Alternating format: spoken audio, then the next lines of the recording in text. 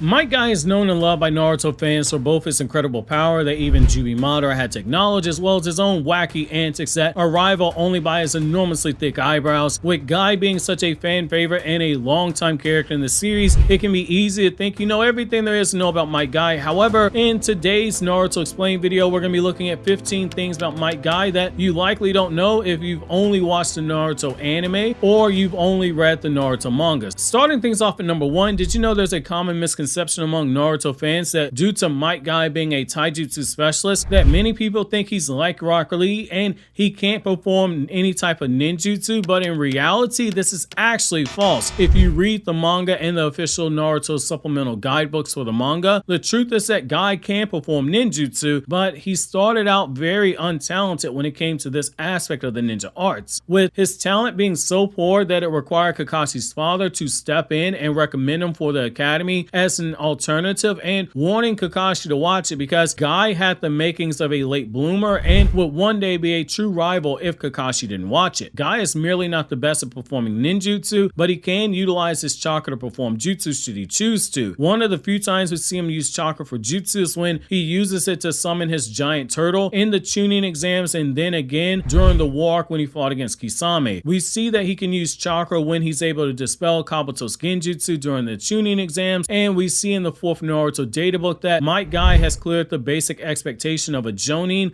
by mastering 2 changes in chakra nature, fire release and lightning release. So you might be asking, if Gai can perform jutsu, then why doesn't he use ninjutsu? And that brings me to the next fact. Number 2, did you know that the reason Gai purposely does not devote any chakra towards his ninjutsu is because he considers it a waste and he puts all his chakra into amping up his physical stats, which is what led to the creation of the strong fist fighting style. The strong fist fighting style takes all the user's chakra and it's the opposite of the gentle fist, which uses subtle attacks to do internal damage to target and shut down the chakra points in the process. The strong fist fighting style makes it a point to cause as much damage as possible, intentionally trying to focus all your chakra into your strikes in order to break the bones of the target numerous times with quick and very unorthodox strikes that pack behind bone-shattering power with each of the attacks. However, this fighting style comes with a huge cost. Just a short-term use of this fighting style will quickly exhaust the user, which is why you see Gai and Rock Lee doing all this insane training to beef up their stamina, because this fighting style takes such a huge strain on the body that it makes it really hard to recover from. For those you guys who are wondering if Gai and Lee are the only ones who use chakra to amp up the physical stats, the short answer is no. Tsunade explains it in the arm wrestling episode with the Raikage that she tends to use chakra for the purposes of amping up her physical strength, whereas the Raikage uses it for speed, and we know that Kakashi uses chakra for stamina when he was using the Sharingan, so Gai isn't the first to use chakra in this manner, and it's actually been done by quite a few characters in universe. Number 3, did you know that following the events of the 4th Ninja War, Might Gai actually went on one final mission with Kakashi before Kakashi would formally become the Hokage? In the Naruto epilogue story, Kakashi Hiden Lightning in the Frozen Sky, which was not adapted into the Naruto Shippuden anime when they covered the events after the war, Kakashi is sent on one final mission before he formally becomes Hokage via ceremony, where he's to oversee a new type of technology being ushered into the 5 nations, a giant flying aircraft, basically the Naruto world's version of a flying aircraft carrier that was made in the Land of Waves, with Inari, the young boy from the Land of Waves arc that Kakashi and Team 7 saved. He played a huge role in its development. However, Gai, despite being in a wheelchair, manages to sneak his way onto the ship without Kakashi noticing, going so far as to ditch his wheelchair, and hilariously realizes that once the ship is moving through the air, it triggers his motion sickness. But shortly after getting on the ship, terrorists take over the aircraft, leading to Kakashi and Gai teaming up to fight dozens of armed terrorists, with Gai taking out several of them with one leg, which shocks Kakashi at how skilled Gai's taijutsu remained after the war. And Gai doesn't meet his match until the woman Kaio, who Kakashi would catch feelings for, end up taking down Gai with her ice release jutsu jutsu and go on to stalemate Kakashi in battle before ultimately trapping Kakashi in the ice release as well. Gai throughout this mission would tell Kakashi repeatedly that just as him only having one leg is no reason for him to give up on being a shinobi, the same is true for Kakashi after losing the Sharingan, telling him that the Sharingan didn't make Kakashi into the man who would be the Hokage one day, because all Sharingan did was serve as a springboard, but it was still on Kakashi put in the work, and that he should be proud of the shinobi that he became and use losing the Sharingan as a reason to get even stronger. Number 4, did you know that Gai would take on one final mission as a Konoha shinobi before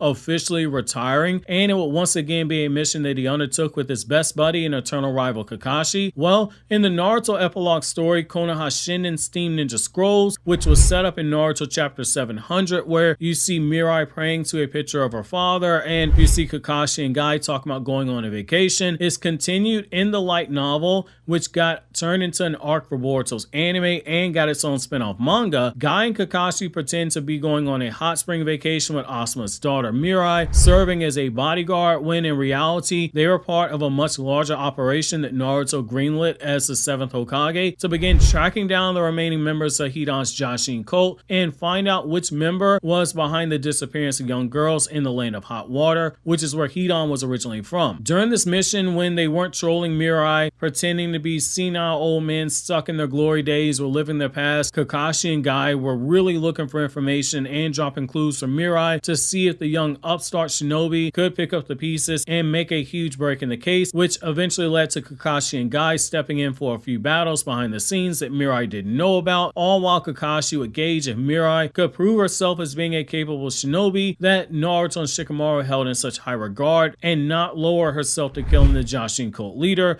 because as we all know, her father would be killed by a member of that cult when Hidan killed Asuma. Number 5, did you know that in both English and Japanese, Might Gai's name has been spelled a few different ways? Some of you guys who are longtime viewers of the channel, and those of you guys who clicked on this video, know that I tend to spell Might Gai as M-I-G-H-T-G-A-I instead of G-U-Y, Gai, and there's a reason for it. For a long period of time when Naruto was a weekly manga, Gai's name was written as G-A-I, and in Japanese, in most cases, it is written that way. But in the official English translation that Viz Media, the company who owns the publishing and distribution rights to Naruto in the West, and also supplies the subtitles for the Naruto, Naruto Shippuden, and Boruto anime, they spelled his name a few different ways. Might Gai as in G-U-Y. Maito Gai, which is how it's typically written in Japanese.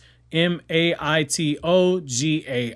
Then you have Mighty Gai, which is probably my least favorite of the translations that Viz Media has done for this character name. So essentially, depending on which translation you're reading, you're going to get a different spelling. However, to err on the side of caution, I use the Japanese spelling, even though I know that's going to trigger people that are familiar with the English dub. Now, number 6, did you know that Gai's favorite hobby isn't to train every day in the absurd and comical way that you might be inclined to think? It's crazy to think that Gai enjoys something other than just training in the most wacky and extreme ways, like walking around the village on his hands, but it's absolutely true. According to the Naruto databooks, Gai's favorite hobbies are doing side steps and boxing with focus mitts. So those are technically forms of training, since it would count as taijutsu and agility training for both the focus mitts and the side steps, which side steps use resistance bands above the ankles, but it's not some of the more crazy stuff that we've seen in the franchise with Gai, which proves that even someone who goes to extremes like him still has a tendency to come back down to reality and do things in a more basic way. Number 7, did you know that a large portion of Might Gai's character was patterned after the famous martial artist Bruce Lee? Everything from parts of his appearance to how he behaves, and even his fighting style was patterned after Bruce Lee. Even the decision to have Gai wear a jumpsuit and use nunchucks comes back to paying homage to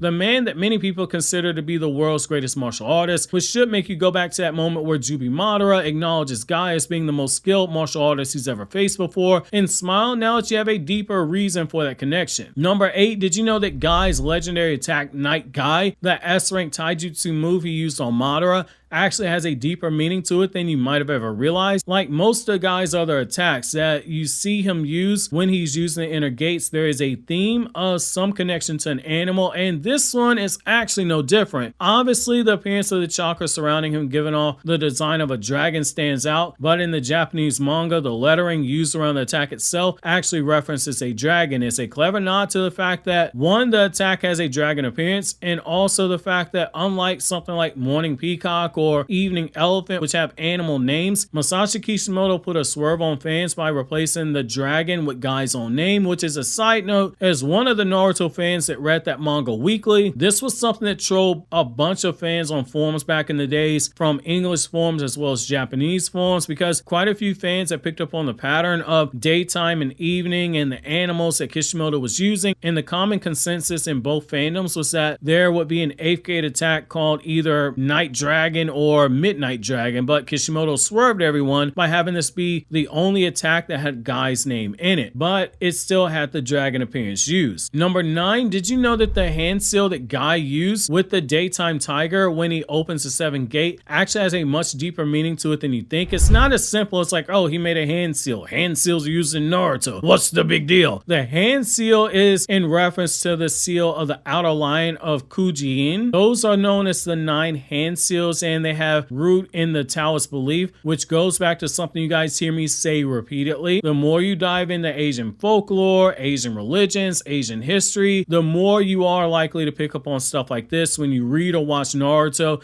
and this is a great example of it because it's all intentional. Kishimoto likely picked up on this idea because while he has used Taoism in Naruto before, the Nar era of Japan had a religion called Shugendo, which blended Shinto mountain worship and aspects of this form of Taoism into it, which is likely where the idea for the hand seal came from. However, we also have to take things a step further as well, because Kishimoto does have gag humor put into the story as well. So the jutsu is also meant to poke fun at Might Gai's obsession with youth, because we have another classic example of Kishimoto playing with the lettering systems on purpose for the jutsu, the names, and the character dialogue. Hirodora can be written as Hirodama, which is a reference to old-timey Japanese soap operas that women used to watch until the early 2000s. It's a jutsu name that's meant to poke fun at Gai being a guy in his 30s trying to be all youthful, talking about youth all the time, but he's using an outdated expression in the process. Think a guy naming his technique Hirodora the same way you think of the woman that you see in her late 30s, early 40s in the clubs trying to snatch up a man, competing with all these women in their early 20s. Just like you're quick to say, whose auntie is this? The people who hear Gai use his jutsu name are going to be looking like, whose old ass uncle is this? Number 10, did you know that Gai is secretly a foodie? Might Gai, according to the Naruto databooks, has a favorite food of curry and curry udon, but he loves food so much that he finds it impossible to dislike any foods, and there's likely a reason for this. Gai is someone who trains like crazy, burning thousands of calories each day due to how hard he works out, and likely does not view food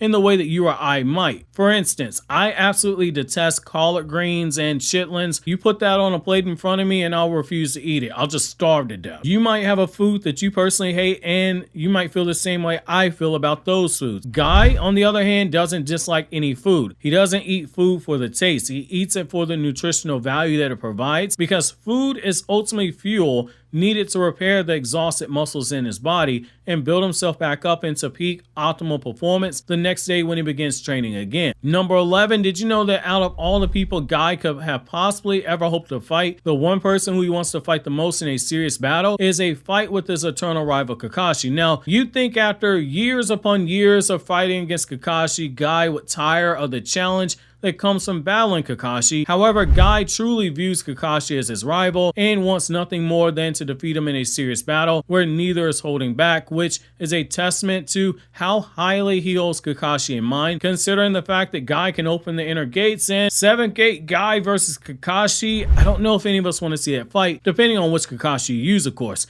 But as we learn in the Naruto databooks, his heart is set on fighting and defeating his longtime rival in a serious battle. Number 12, did you know that Gai has literally appeared in every single Naruto video game that has ever been made, appearing in a grand total of 41 video games? That might not seem like a big deal to you, but there are characters who are introduced in part 1 of the story who stayed alive until the end of Naruto's manga that haven't even appeared in half the number of games that Gai has actually appeared in. It's not just Gai as a side character in these stories. Gai is a playable character in each and every one of these games. Gai might not be the youngest character anymore, but that power of youth is going to let him be immortal as long as people play the various Naruto video games that are out there. Now, at number 13, did you know that by the end of Boruto Naruto Next Generations, Might Gai is 47 years old, and by the events of Boruto 2 Blue Vortex Chapter 1, Gai now has a clean 50 years old in terms of age. Now, in case some of you guys are doubting this and you're saying, wait a second, your math ain't math, then let's take an actual look at what we have. So, when we look at the official Naruto databooks as a source, in part 1, Gai was 26 years old in the first Naruto databook, which covers the Land of Waves arc. The second Naruto databook lists him as 27 years old from the Chunin exams until Naruto Volume 27. The third databook says that Gai was 30 years old